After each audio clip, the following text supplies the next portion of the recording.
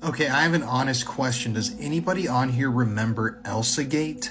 Like the weird conspiracy thing that people were sending children subliminal messages through kids' YouTube videos? I mean, I remember I was really enthralled with all of that because a lot of those videos were actually really bizarre and really disturbing. But I feel like there was never any clear or concise answer on exactly what the fuck was going on with all of that. So yeah, does anybody have any information about what happened to ElsaGate, or if anybody ever faced any consequences for putting all this weird shit into kids' minds on YouTube? That was truly just a bizarre and disturbing situation, and yeah, if you guys want me to make a rundown of exactly what ElsaGate is, let me know and I can do it. Was killed for a sweatpants when I was only 17. My name is Brian, and I'm a 17-year-old French boy. It all happened on December 8, 2023, when I went to a park to sell my Nike jogging suit. When I got there were 6 people in balaclavas with the intention of taking the sweatpants suit without paying. I defended myself as best I could, and one of the assailants stabbed me in the thigh. They then fled with the jogging suit, despite over an hour of cardiac massage. I succumbed to my injuries. My attacker confided that he had gone home crying. He told his mother that he had done something horrible. He is racked with guilt and is said to have threatened suicide. I died because I just wanted to sell a jogging suit to make a little pocket money. My life was turned upside down. I had my whole life ahead of me. My family is completely shattered. For the moment, no one has been tried for my murder. What sentence do you think they deserves? This is the scariest story about the new parents, and it's absolutely chilling. There was a kid named Michael who was coming downstairs for breakfast one morning. When he sat down at the table to eat, his mom and dad both looked at him and said good morning. Michael then said good morning back, but they continued to talk to him. Michael then noticed that something just wasn't right. He noticed his parents were never this nice, especially in the morning. He then asked them if they were okay, and they both looked at him with a smile on their face and said, "Yes, honey, of course we are." Michael then finished breakfast and went back upstairs. But as he was walking back to his room, he noticed that one of the hallway doors was cracked open a little bit. Michael then went over to close it when he suddenly smelled something absolutely terrible. He then opened the door, and what he saw made his stomach drop to the floor. Inside were his mom and dad's dead body with their throats slit and multiple stab wounds all around their body. Michael then heard a voice behind him say, "You were never supposed to see that. Now we have to do it to you." 19-year-old man raped me when I was 98 years old. On March 3rd, 2018, while I was living in Guadeloupe and preparing to go to sleep, I went to do my nightly routine, then entered my bedroom. Unbeknownst to me, Jean-Francois was hiding behind a curtain in my room, waiting for the right moment to act. As I entered the room, he decided to attack, jumping on me and raping me before fleeing immediately. Unfortunately, I couldn't do anything. His face was covered with a white scarf, so I immediately contacted the police and a DNA sample was taken. However, it did not yield any results to find my assailant. For 3 years, the case remained unsolved until 2021, when the DNA that the investigators had collected matched that of a certain Jean-Francois, already known for 2 previous rapes. He had a tattoo on his face, hence his need to hide his face with a white scarf. He was then arrested on Tuesday, April 18, 2023, in Paris, but he denies being the perpetrator of my rape. However, the evidence suggests otherwise. What punishment does he deserve? Killed my sister when she was only 4 years old to hurt my mother. My name is Paris Bennett, and I was only 13 at the time. I lived in Texas, and as a child, I played a lot with my little sister. I loved her very much. However, one day in 2007, my mother left us with a babysitter while she went to work. I convinced the babysitter that I could take care of my sister on my own, so she left. And that's when the project I'd been planning for a long time began. I suffocated her, abused her, and finally ended my sister's life by stabbing her 17 times with a kitchen knife. But murdering my sister was more complicated than I imagined. I knew I'd go to prison, but I also knew that with the loss of her precious children, my mother would suffer far more than if I killed her. So shortly afterwards, I called the police and told them I'd killed my sister by mistake. I told them I'd had a hallucination. But after a while, I confessed to having committed a calculated crime. I was sentenced to 40 years in prison with the possibility of parole after 20 years, the maximum sentence for a minor. These parents killed their kids because they thought they would come back to life. Okay, so it was late COVID period and the older sister Alicia, who was 27, learned some superstition rituals online and read many books, and she started taking it extremely seriously and convinced her parents and younger sister to believe her. Now there's two sides of the story that could have happened. One, the parents believed the two daughters were possessed by some spirits, and they just killed them hoping they'd come back to life. And the other and most popular one is that Alicia convinced both of her parents to kill her and her sister because they would come back to life. The parents then bludgeoned their two daughters to death, believing full-heartedly that they would come back to life within 24 hours. Her younger sister was hit in the head to death by a dumbbell, and Alicia was killed by a trident. And after killing both of their kids, the parents just patiently waited for their daughters to come back to life. That's when the police walked in on the gruesome scene and arrested them. This might just sound so insane you might not believe that people could actually do something like this, but it was a time in the world where everything was extremely fragile and nobody knew what was going on. So this family literally just went down a rabbit hole on rituals and spells, and completely believed it and acted on it. This case is extremely disturbing, and I know a bunch of you have never heard about it, so let's talk about it. I'm the first priest to be executed in the electric chair. My name is Hans Schmidt. I was born in Germany in 1881. Motivated by my family from an early age, I began my journey to become a priest. Already a priest, I moved to the United States in 1909 when I was 28. It was there that I met Anna Oemüller, a new housekeeper at my church.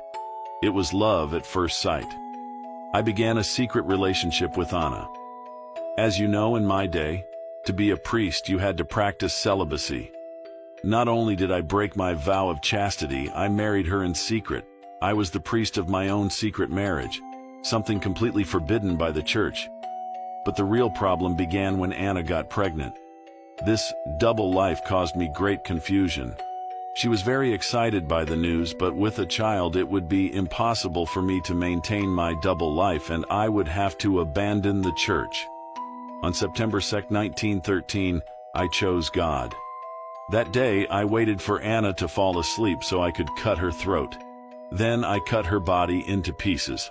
I wrapped it in sheets and threw it into a nearby river. A week later, Anna's body was found by children playing in the river.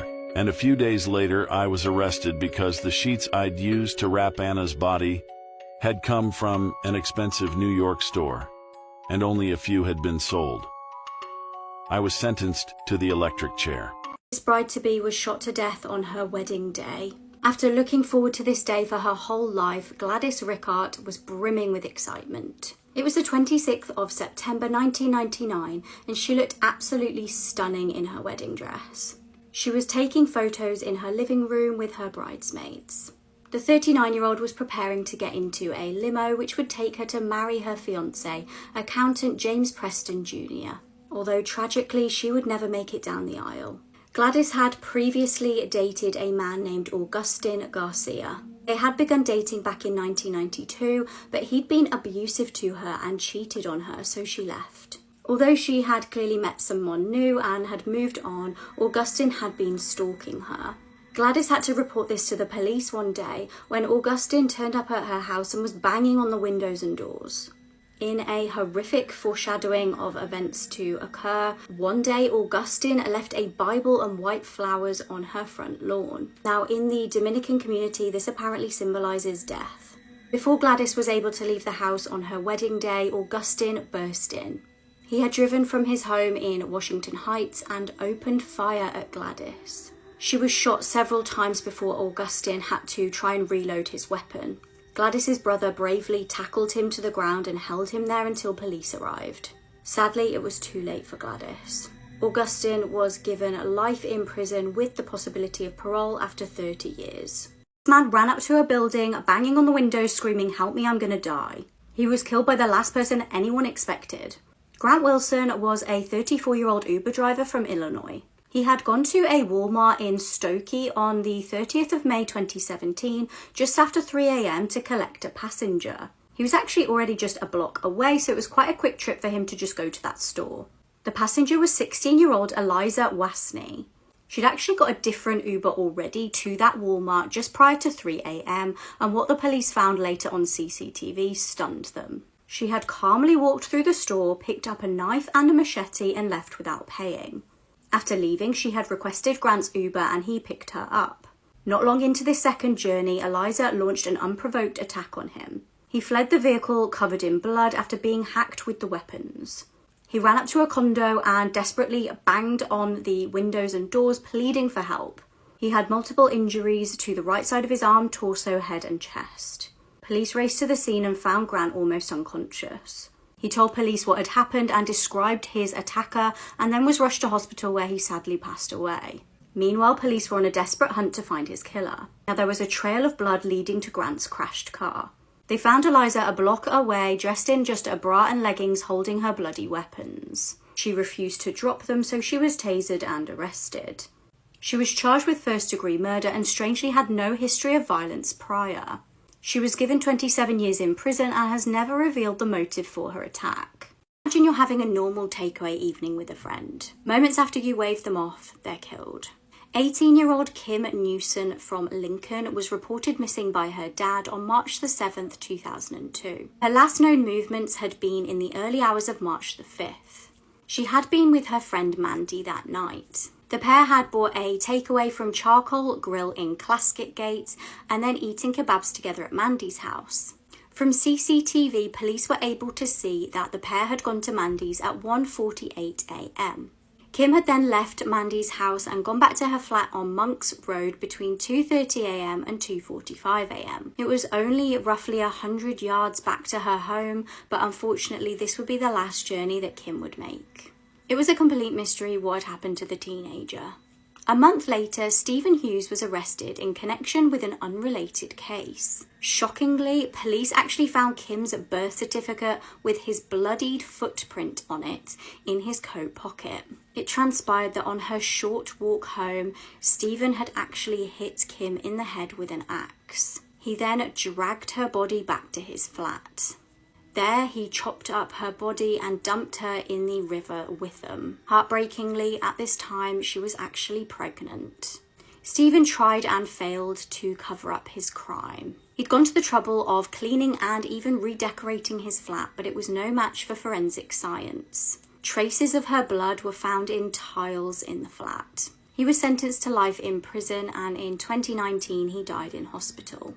This is one of the scariest and saddest stories that I've heard in a while. This is Ross MacDonald. He was an Irish filmmaker and Emmy-winning director and cinematographer. Ross went missing on the evening of November 4th of this year. He was last seen leaving his Brooklyn apartment riding his bike. When he didn't return home or have any contact with his friends or family, he was reported missing. Shortly after, the New York Police Department found Ross's bike locked up at Fort Tilden Beach in Queens, and it truly seemed as if he vanished into thin air. But on November 17th, police responded to a call at Breezy Point Beach, and when they arrived, they walked into a gruesome scene. There on the beach, laying in the sand, was a headless and armless torso with just its legs attached. It was very clear that the body was dismembered, and the head and arms have still not been located. Based on a distinctive birthmark and a pair of red Adidas swim trunks, the body was determined to belong to Ross, and other pieces of his clothing were also found on the beach. Although his cause of death has not yet been determined, police do not suspect any foul play. They've also stated that there is no indication of suicide. A lot of people are suspicious of these findings because Ross's body was dismembered, but according to the NYPD, they believe that Ross went for a swim that night and simply drowned. And they believe that since he was in the water for 2 weeks, he was dismembered by the strong tides, sharp rocks, and marine life. According to Ross's friends, it wasn't unusual for him to go for evening swims, so that paired with the fact that other pieces of his clothing were washed ashore has led authorities to believe he just went for a swim that night and was overtaken by the current. Of course, this is still ongoing and the police are still investigating the case, but this is extremely scary and sad for Ross and his friends and family. Have you ever wondered what it would look like if 8 billion humans stood side by side? Well, if so, then watch this video.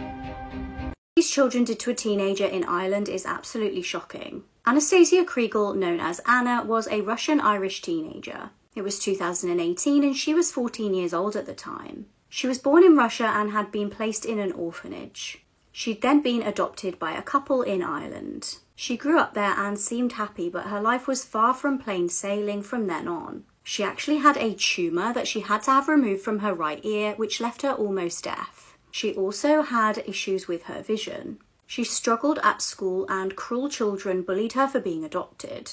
On the 14th of May 2018, things would get even more dark.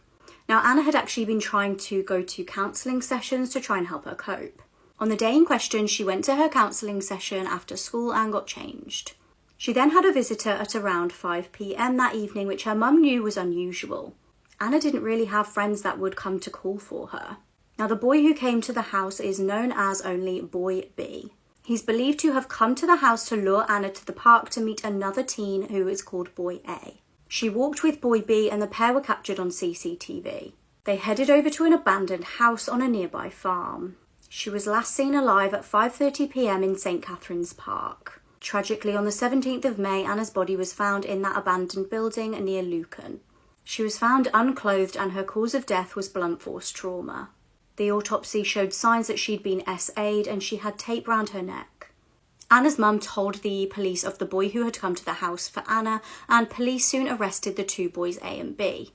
Luckily, there was plenty of DNA evidence at the scene and on Anna to help them identify the boys. They couldn't be named during the trial due to only being 13 years old and were granted a lifelong anonymity.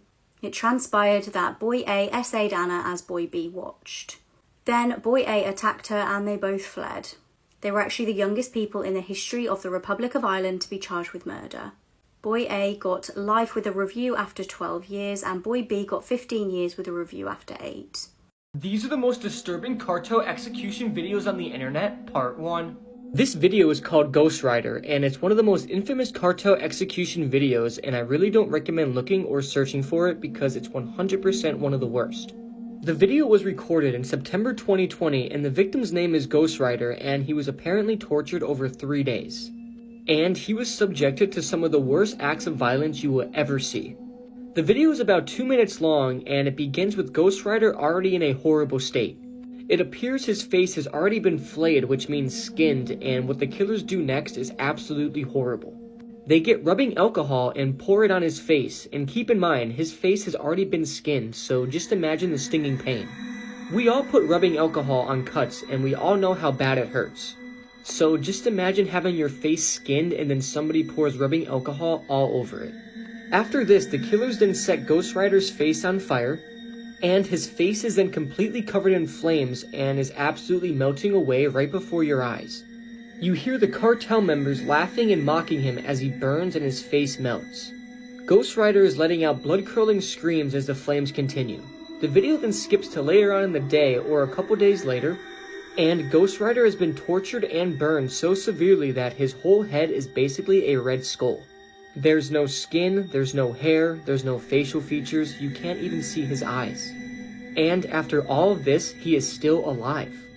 At the end of the video, they tell him to raise his head, which he does, which confirms he was still alive, and I have no idea how somebody can live through all of this torture. They then set his head on fire again to make him look like Ghost Rider with his burning skull. And seeing his exposed red skull burning is a very disturbing sight. Apparently the guy was nicknamed Ghost Rider because he would do the same thing to people that he caught, which was the main reason they killed him in this exact way. This video is just horrible and extremely gruesome, and it's a video you should definitely stay curious on because in my opinion, it's that bad.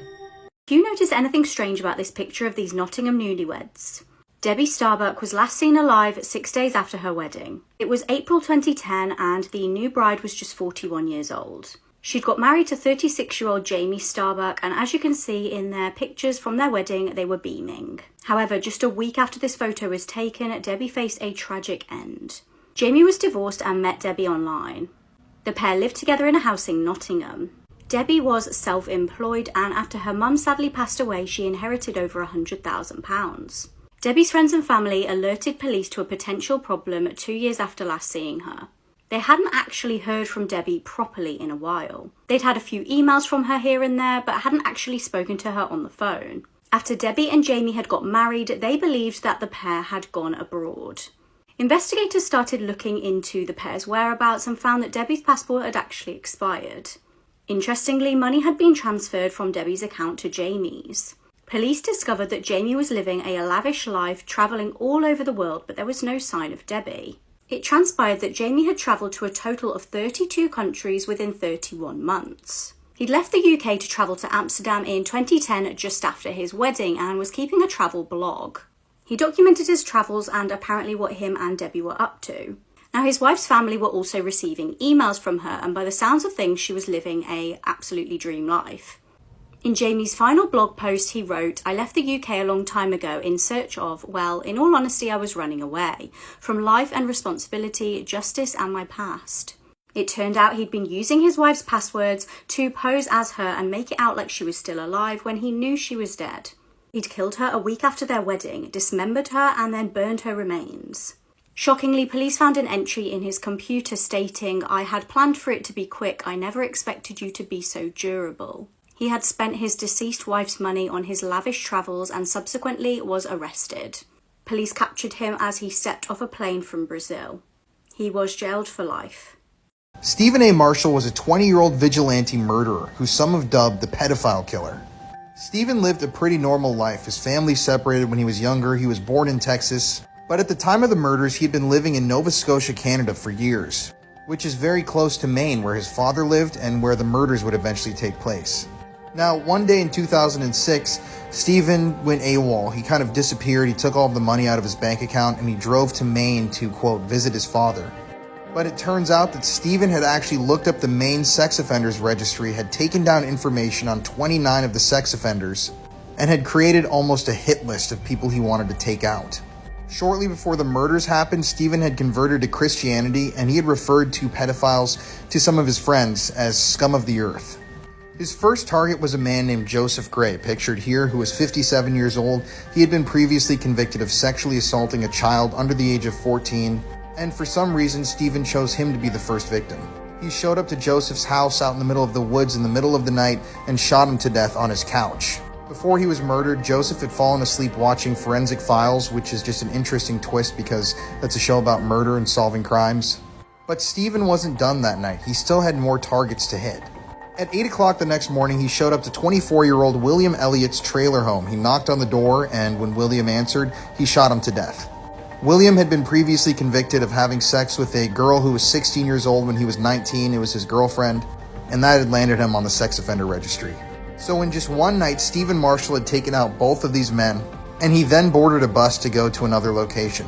Police were quickly able to identify Stephen as the killer because the girlfriend of one of the victims had taken a photo of his license plate after the killings. And when the police stopped the bus that he was on board, he pulled out a pistol and took his own life. When all was said and done and the police looked at his laptop, they discovered that he had scoped out the houses of 4 other predators that were on that sex offenders list. Who knows how many more murders he was planning on carrying out or could have carried out if he hadn't been apprehended at that time. If you like true crime, you can listen to my wife and I's podcast, Murder in America. It's on all streaming platforms, or you can check out my YouTube channel, The Paranormal Files. This is a story that everyone should know. This is Lizbeth Medina. She was a 16-year-old high school cheerleader who was found stabbed to death in her bathtub on December 5th. This is everything we know so far. On December 5th, Lizbeth's mom became worried about her after she didn't show up for an annual lighted Christmas parade in Edna, Texas. Lizbeth was supposed to be marching in the parade with her cheer squad, and when her mom couldn't find her, she rushed back to their home around 7 p.m. at the Cottonwood Apartments, and it was there that she discovered a gruesome scene. Lizbeth had been stabbed to death, and she was left in her bathtub. It was clear that she had been getting ready for the parade, and she was still in her pajamas. Edna police started looking for any leads because Lizbeth was just 16 years old. She didn't have any enemies, and this completely shocked the small community. Authorities soon discovered grainy surveillance footage of a possible suspect in the area, and they also disclosed a vehicle of interest, which was a silver Ford Taurus. Finally, on Saturday, police were given a tip which sent them to the small town of Schulenburg, Texas, and it was there that they arrested 23-year-old Rafael Romero at his family home. Authorities have confirmed that Raphael does own a silver Ford Taurus, which they've seized evidence from linking him to Lisbeth. According to Edna police, Raphael has been living in Texas illegally on an expired visa, while his family has been living in Schulenburg for about 5 years. At this point, police have not discovered a motive for the killing, and they're trying to figure out if the two even knew each other. But they are saying that it is an isolated incident. Lisbeth's family has stated that they don't recognize Raphael or his family at all, but they do wonder if this was possibly related to a recent break-in attempt.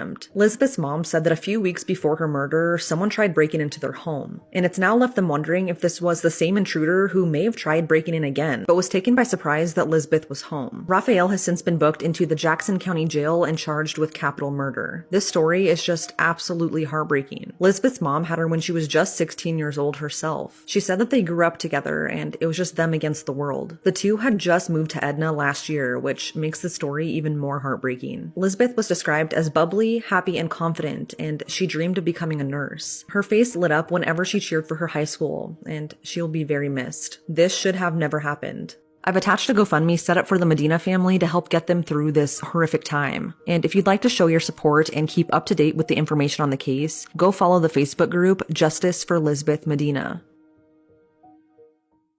What happened after this girl took this webcam selfie is truly terrifying. It was the 16th of March 2012 in Morgan Hill, California. Sierra Lamar was a 15-year-old student just about to leave to go to school that day. She was a popular cheerleader with loads of friends. Prior to leaving for school, she quickly took a selfie on her computer webcam, then left to head for the bus. It was on the way to the bus stop that she seemingly vanished into thin air. She never turned up for school that day, which was extremely unusual for Sierra, and the last time she was heard of via text was 7:11 a.m. that morning. She had texted her friend and it seemed like everything was normal, but at 6 p.m. that afternoon, her mum found out she had never got to school. Unnervingly, it wasn't long before her phone was found in a nearby field. This was very concerning for her family, but police maintain they didn't expect foul play. However, when more of her belongings were discovered, concern around the community spread that something horrible may have happened. A pink, juicy bag was found at the side of the road and inside was some neatly folded clothing. Locals banded together on the hunt for the missing teenager. Interestingly, Sierra's dad was actually a registered S offender, but he was ruled out early on. Time went on with seemingly no leads, and heartbreakingly, Sierra's English teacher kept her desk empty for the rest of that year. Meanwhile, Sierra's belongings that had been found were sent for testing. This is when police had a breakthrough. The forensic team found that DNA from her genes matched 21-year-old Antolin Garcia Torres. His DNA was luckily already on police databases from when he'd been charged for previous crimes, including battery.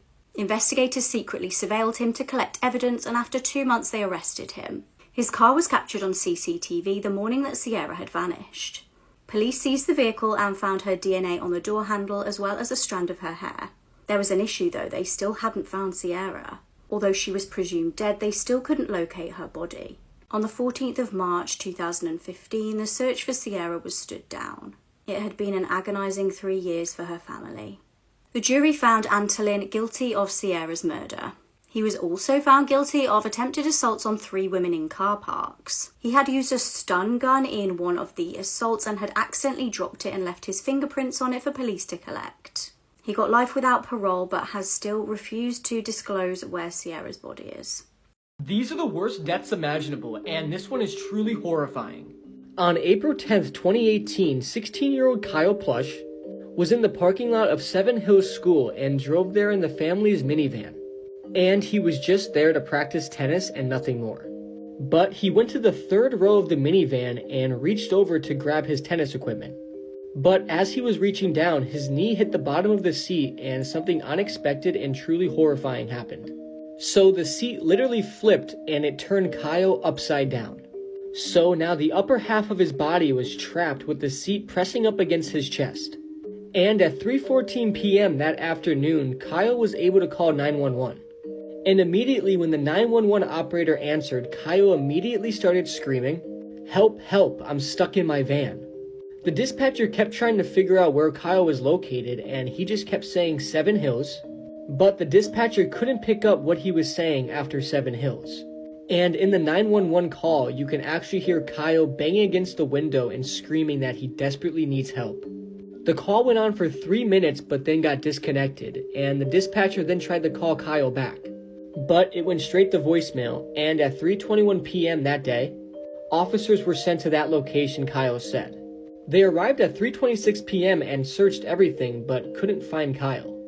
And they then closed out the request and just went about their days, as Kyle was still stuck in this awful position.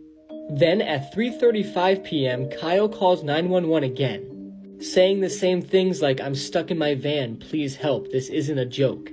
He then said, "I don't think I have that much time left. Please tell my mom I love her." And the sad part is, officers were still there when he made this call. But for some reason, this information was not given to the officers. Just to give you a visual, the Star was where Kyle Plush was parked. And I don't know exactly where the officers were searching in this area, but they obviously didn't find him. And 6 hours after his first 911 call, his father went to the school and found him. Kyle was dead, and he died a slow and painful death from asphyxia due to chest compressions. It's just honestly insane that nobody saw him, especially because his feet were visible. The job the dispatcher and the police did was just awful. I don't know how they couldn't find him, and it's actually rage-inducing. The 911 operator was also investigated but was not fired. This case is absolutely horrifying, and may Kyle Plush rest in peace.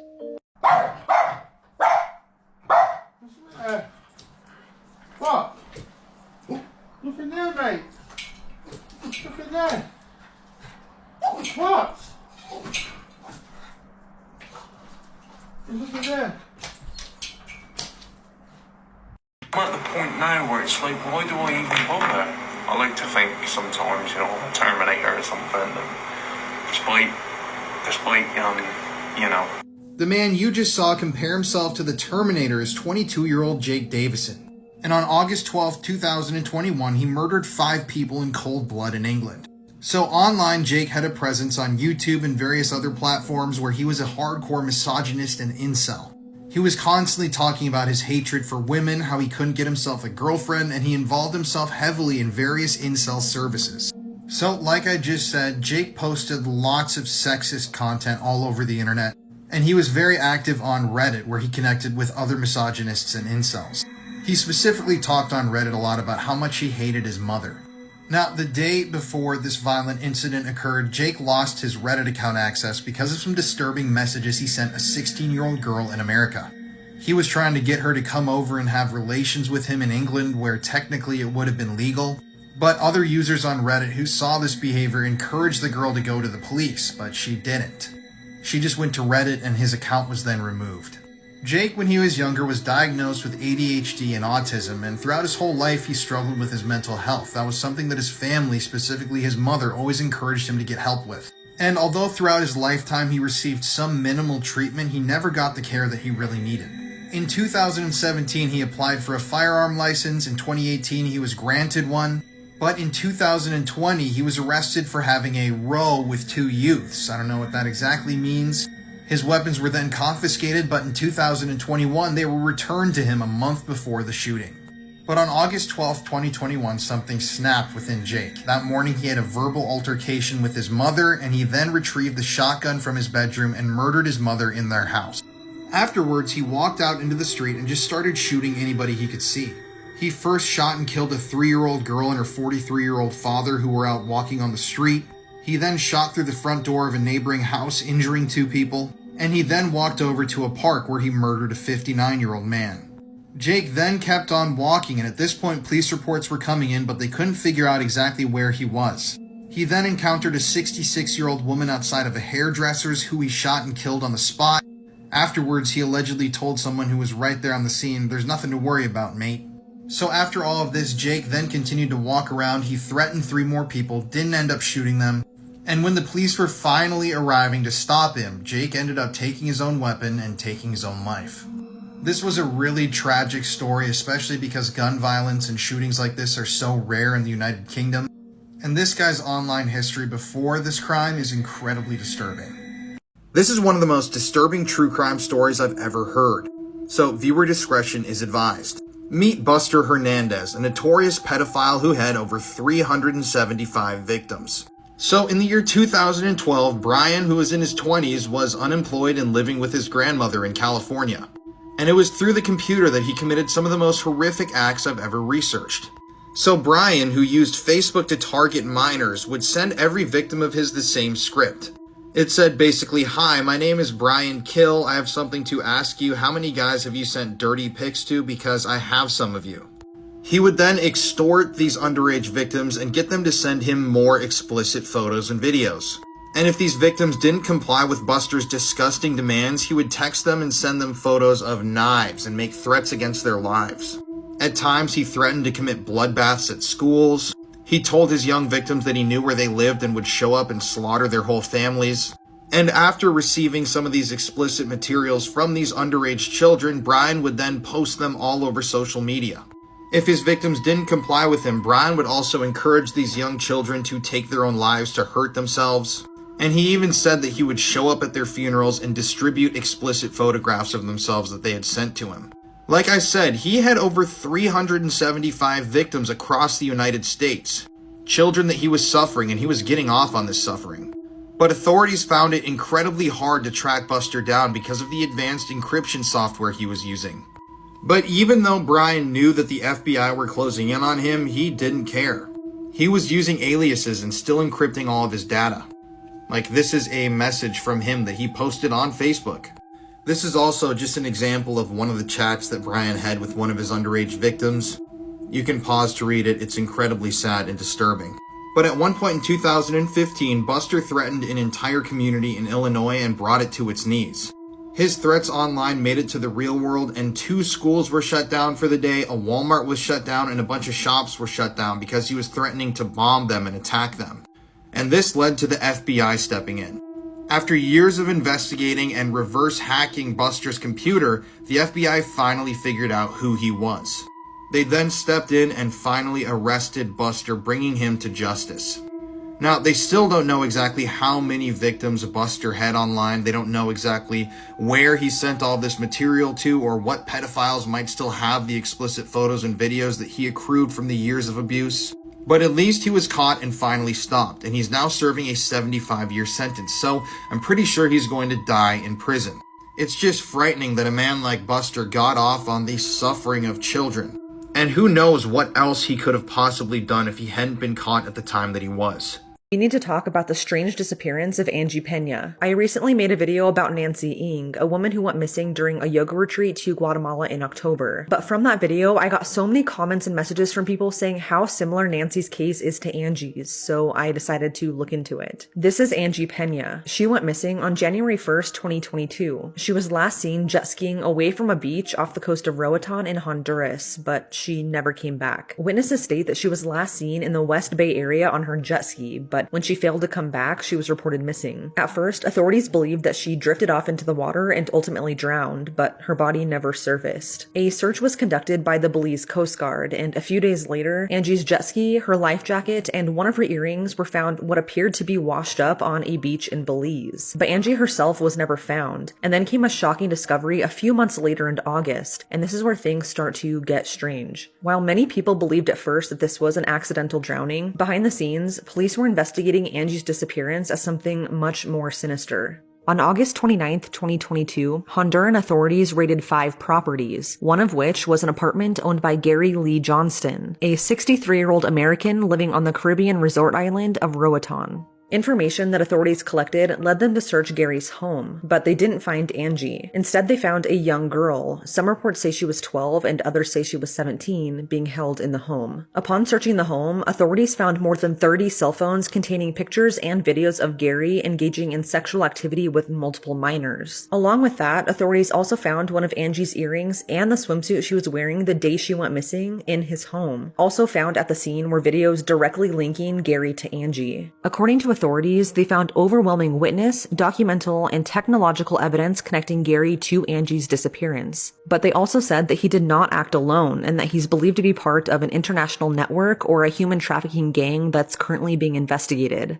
At the time of Angie's disappearance, Gary was believed to have been living in Roatan for 6 years. He owned a condo building and was reportedly not widely known in the community. He was also one of the founders of an Arizona tech consulting company called IT Partners, which was established in 2004. After his arrest, the CEO of the company released this statement. Pause to read if you need to. Honduran authorities collected a lot of evidence from potential crime scenes, and they've gone on to say that from what they've collected, they can raise the possibility of recovering Angie alive. As of the most recent article, authorities strongly believe that Angie could still be alive and is possibly a victim of human trafficking. Most of the articles about Angie's disappearance are in Spanish, so I've had to rely on Google Translate. But from what I've gathered, Gary is still detained and has since been charged with possession of CP and his possible involvement in human trafficking. It will soon be 2 years since Angie disappeared, and with the evidence found, we need to find her fast. If you have any information at all, please contact the number on the screen. Nancy is also still missing, and both women deserve justice and for people to come forward and do the right thing. This is one of the most unsettling missing persons cases ever. This is Brandon Swanson, and on May 14th, 2008, he disappeared. And to this day, he has never been seen or found, not even a trace of him. Brandon Swanson was from Southwest Minnesota, and he graduated high school and was also enrolled into college. And on May 14th, 2008, he was celebrating the end of the academic year with some friends. And just before midnight that night, Brandon left the party that he was at and started to make the 30-mile drive home. But just before 2 a.m., he called his parents and said that he'd driven his car off the road into a ditch. He told them it was impossible for him to get it out of the ditch and that they needed to come and pick him up. This right here is the drive Brandon would have been making home that night. And as you can see, it's a pretty easy drive. There's no turns, there's really no twists or anything. So after hearing this from Brandon, his parents took off in their own pickup and began to drive towards his direction. So Brandon and his parents were on the phone almost the entire time that he was waiting for them. Their calls dropped a couple of times, but he was still talking to them, saying he was staying by his car. Brandon even told them that he was flashing his lights on and off so that they could see him. But him and his parents never came across each other. He never saw them drive by, and they never saw him. So after a little bit, Brandon said that he saw lights from a town about 7 miles ahead of him. So he told his parents that he was going to walk there, and the town's name was Lind. And Brandon said he would go into town and sit at a small bar in the parking lot, waiting for them to pick him up. So his dad, Brian, immediately began driving towards Lind. And he was talking to his son the entire time during the drive. But this is when it gets extremely crazy. 47 minutes into the phone call, something bizarre happens. As Brandon is making the walk to the small town of Lind, he suddenly screams out, "Oh shit," and interrupts what he was saying, and immediately his end of the line goes silent. His parents then start worrying, asking Brandon, "What was that? What does that mean?" But they hear nothing. It's complete silence. After the phone was silent for a long period of time, his parents hung up the phone and tried to call back. But he never answered. That was the last time he was ever seen or heard from. Search teams then searched the entire area, and dogs were brought out, and tons of people were looking for Brandon. But no trace of him was ever officially found. But a team of dogs picked up a scent trail that was 3 miles long that led them to an abandoned farm, and then entered a river and got out on the other side. Many people believe that Brandon drowned, but that would make no sense.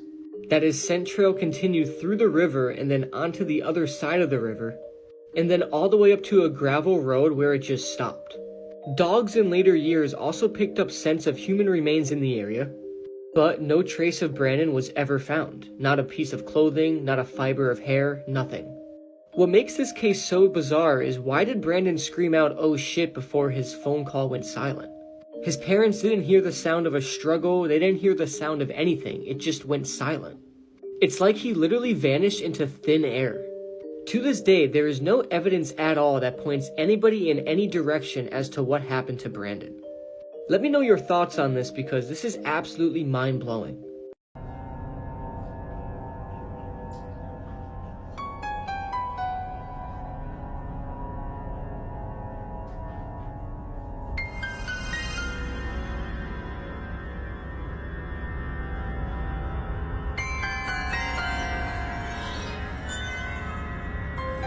This has always been one of the strangest missing person cases, and there are finally some updates. This is Carly Gousset. She went missing on October 13th, 2018 from her family's home in Chalfont, California. She was officially last seen alongside US Highway 6 in Eastern California. 5 years later, police are now looking for evidence and clues in the town of Tonopah, Nevada. According to an investigator with the sheriff's office in Mono County, California, in March of 2021, his office received a phone call from a recovering drug user who reportedly saw Carly at a party in Tonopah. Tonopah is a historic mining town about 100 miles away from where Carly disappeared. Investigators have not yet released the witness's name or when he reportedly saw Carly, but they have seized a vehicle that they say may have picked Carly up alongside Highway 6 and taken her to Tonopah. This is a major breakthrough, as not a single trace of Carly has been found since she went missing. It's like she vanished into thin air. To kind of recap her case, the night before she disappeared, Carly, who was 16 years old at the time, told her family that she was going to a football game at her high school in Bishop, California.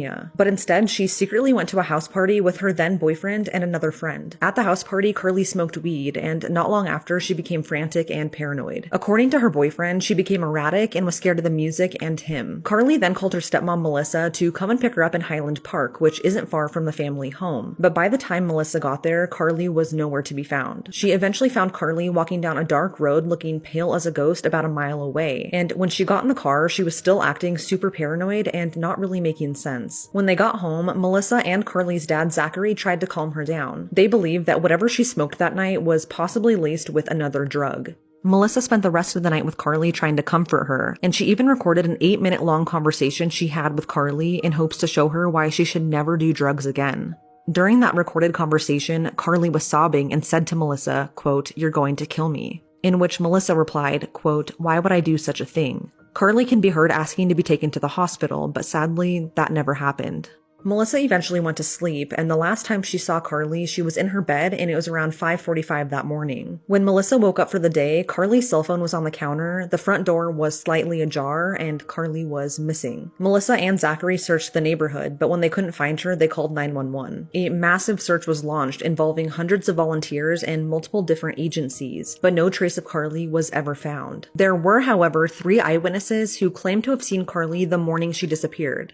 2 witnesses were neighbors who lived only a few doors down from the Gousset family, who claimed to have seen Carly walking down White Mountain Estates Road holding a piece of paper and looking up at the sky. She was reportedly heading in the direction of Highway 6. A third eyewitness saw someone fitting Carly's description standing in the sagebrush on the side of that same highway, Highway 6. This is the exact same spot where tracking dogs lost Carly's scent. After Carly went missing, her stepmom Melissa started going live on Facebook trying to urge people to help in the search, and a lot of people watching kind of deemed her behavior as suspicious. But again, no one knows how they would truly act when something this horrible happens. Then in 2019, the case was featured on Dr. Phil, where Carly's mom Lindsay said that she suspects that Carly died from a drug overdose, and she questioned whether or not she ever made it out of that house alive. But to this day, police have found no incriminating evidence against Melissa or Zachary. Along with that, they have since both taken a polygraph and they both passed. There's been a lot that has happened since Carly disappeared, such as her dad Zachary being arrested on charges unrelated to her disappearance. In 2021, he was reportedly charged with a felony count of corporal injury to a spouse, but the arrest record has since been removed from the Mono County Sheriff's Office website. Again, this seems to be a domestic violence related incident and not connected to Carly's disappearance. There was also a video on YouTube that went viral from someone dirt biking who claimed to have found Carly or thought they found Carly while in the mountains. They used her picture in the thumbnail and used her story as clickbait. This was confirmed to not be her, but unfortunately, this misinformation spread like wildfire. As of today, 5 years later, Carly is still missing. Anyone with information is urged to contact the FBI at 1-800-CALL-FBI. Sentenced today for the murder of his stepson, Craig Crouch beat 10-month-old Jacob so severely that his injuries were likened to those of a car crash victim.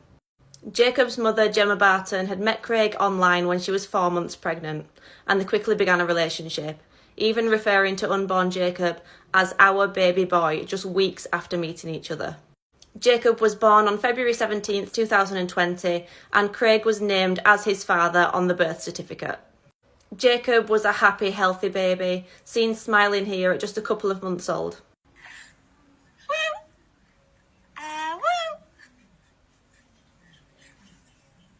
However, from the age of around 4 months, Jacob was subjected to horrific assaults at the hands of the people that should have protected him the most. This recording from Gemma's phone shows Jacob visibly with a swollen black eye, and what's heard in the background is absolutely chilling. Very quiet in there. Have you killed him? No. Or maybe if you had. In the last few months of Jacob's life, there were at least 5 separate occasions in which he had his ribs broken. Those breaks then healed, only to be broken again during subsequent attacks and from having his ribcage squeezed by adult hands. On December 30th, 2020, 999 received a call from a very calm and collected Craig. Ambulance, is the patient breathing? Hello, no, he's passed away. I've just gone in to go and check in, and he's stone cold. He's gone. When paramedics arrived at the scene, it was clear to them that Jacob had already been dead for some time.